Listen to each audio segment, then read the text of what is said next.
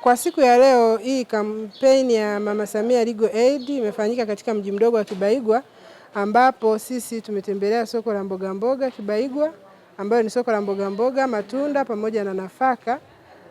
Tumezungumza na akina mama pamoja na akina baba katika soko hili kwa ajili ya kutoa elimu kuhusiana na haki zao hasa kwenye familia zao, pamoja na kupinga vitendo vya ukatili vinavyoendelea kwenye familia zao ambavyo vinahusu wa baba, wa mama pamoja na watoto. Kwa hiyo ujio wa kampeni hii ya Mama Samia Legal Aid umekuja wakati sahihi na utakuwa ni suluhu kubwa kwa hawa wananchi wa pembezoni ambao walikuwa hawaipati hii haki.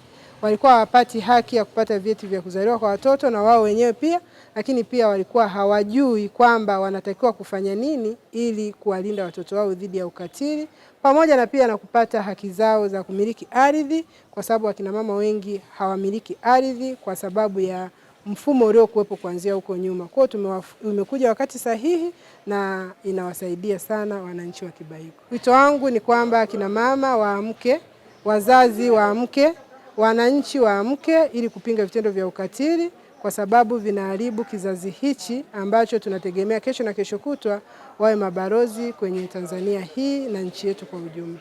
Tumefurahi Mheshimiwa Rais kutukumbuka sisi wamama ambao tulikuwa nyuma, lakini sasa hivi na sisi tuko kipaumbele, tumewekwa mstari wa mbele. Tumeipokea vizuri sana kwa sababu kiuelewa wa sisi kama wamama tumeelewa, kwa sababu mmetufundisha vizuri, mmetuelekeza vizuri. Kilichobaki ni kazi kwetu kufuatilia, na tutafika mwisho mpaka tuje tupate na sisi haki yetu miliki, ili tuwe sasa na ardhi yetu isiyokuwa na kudaiwa. Maana ukiwa na hati miliki itakuongoza, itakusaidia ukitaka mkopo lolote utakalotaka kwenye serikali, kwanza unatambulika kisheria. Kampeni hii sisi tumeipokea vizuri kwa sababu kuna vitu ambavyo tulikuwa sisi hatuvijui, tukiona kama kulikuwa na hali ya unyonge ya kupeleka malalamiko yetu sehemu husika, lakini kupitia hili kampeni hii imetusababisha sisi tuwe karibu na sehemu husika na tunajua wapi tunaweza tukapeleka malalamiko yetu, na imekuwa msaada sana kwetu, imetufanya tupate urahisi, sababu tulio wengi hatujasomea sheria.